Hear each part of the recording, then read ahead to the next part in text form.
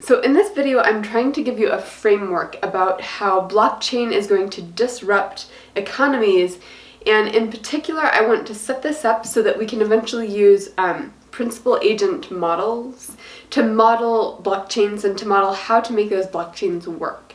That's where we're going with this. But to think about that, we need to think about the history of economics and the history of principal agent modeling and how that changed when the internet came on the scene, how that created some problems and some analogies to past problems, and then how blockchain sort of restructures the rules a little bit. So this is meant to give you a framework for thinking through your own blockchain applications, and I hope to build on it in future videos when we bring in principal agent modeling. So here we go.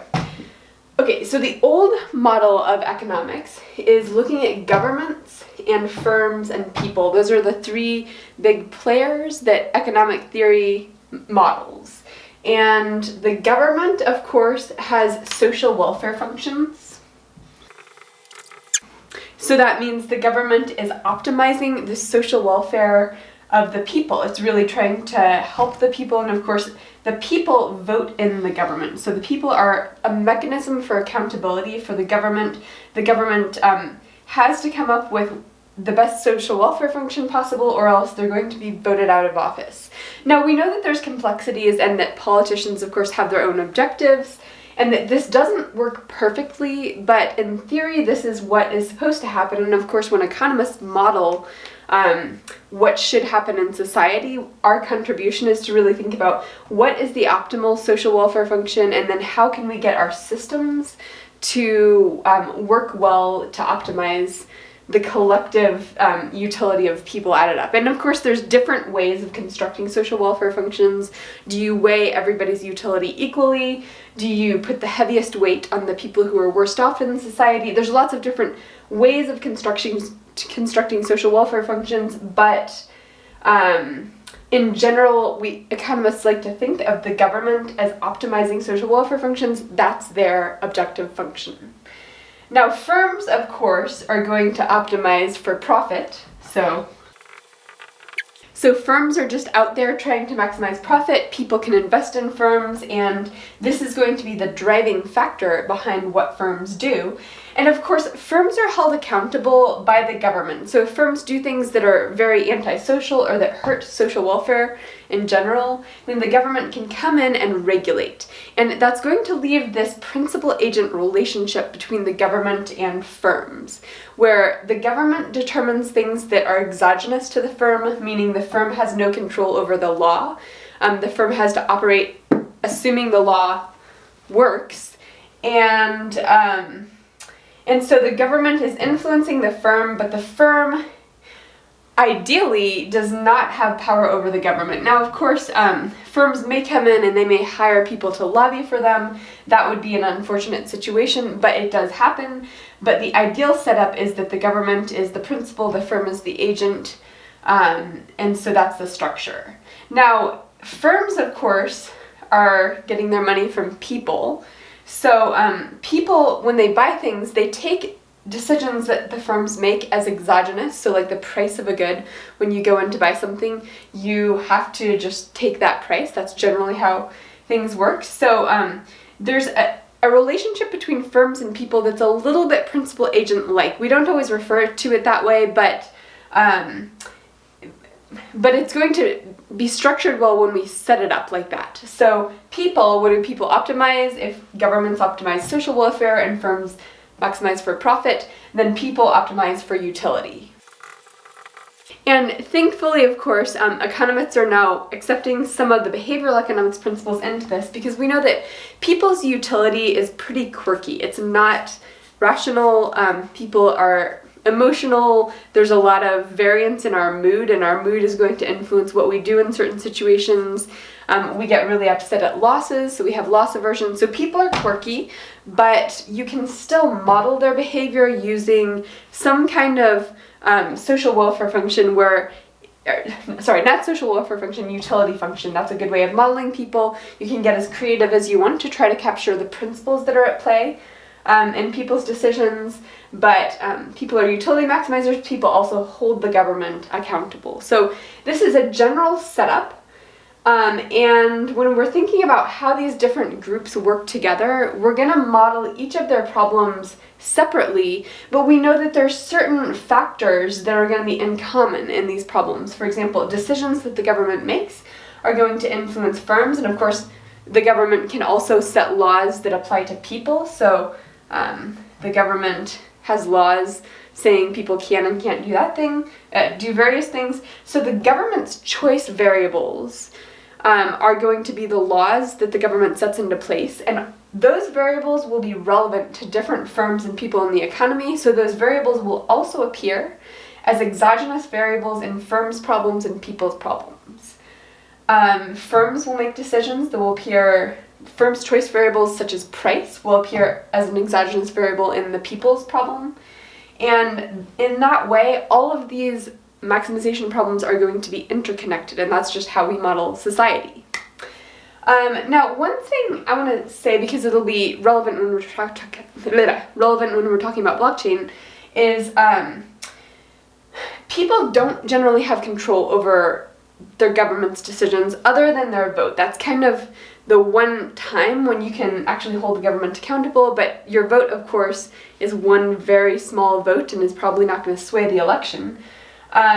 But when it comes to local governments, people can move away. Like if you really don't like the laws in your local community, and you know that you can cross the state line and set yourself up under a different set of laws that you're more in agreement with or that you feel are fairer to you, you can move. You can move to a different state, but we know that that doesn't happen a whole lot. And why doesn't it happen a lot? It doesn't happen a lot because the region where you live has many things besides the government laws. There's family who live there, you have roots there, you have friendships there, you're attached to your job there. So there's lots of barriers that stop people from moving between districts to get access to different sets of laws. So even though people could theoretically move away, they don't. They don't very often, at least. And something analogous will come up when we're thinking about platforms and blockchain. So if this is the old model, what is the new model that we need to use to think about how things have changed since the internet came on the scene and how that's going to add a little bit of complexity to our modeling process? So let me set that up. Okay, so ever since the internet came on the scene, we have the addition in our environment, in our economic environment, of platforms. So what is a platform? Of course, we have the examples. These are really the big tech monopolies. So Amazon, Facebook, Google, Apple, those are all platforms. And a technical definition of platform is it's the space where different sides of a market get matched up. Friends get matched up with friends, buyers and sellers get matched up, like on eBay. Online dating sites match up men and women or men and men. And so platforms are going to be these online spaces. And I think that's another way of thinking about platforms, is that this is like space.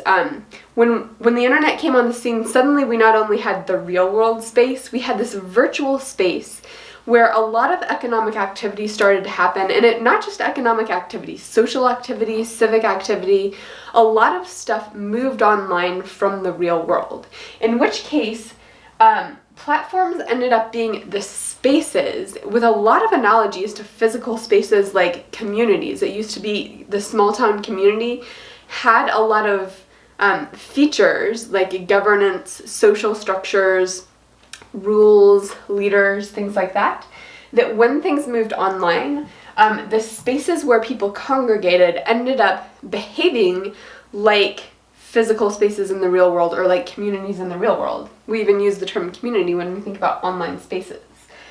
So platforms are businesses, of course. They're profit maximizing, which is one of the problems we're running up against, is we have these big tech monopolies.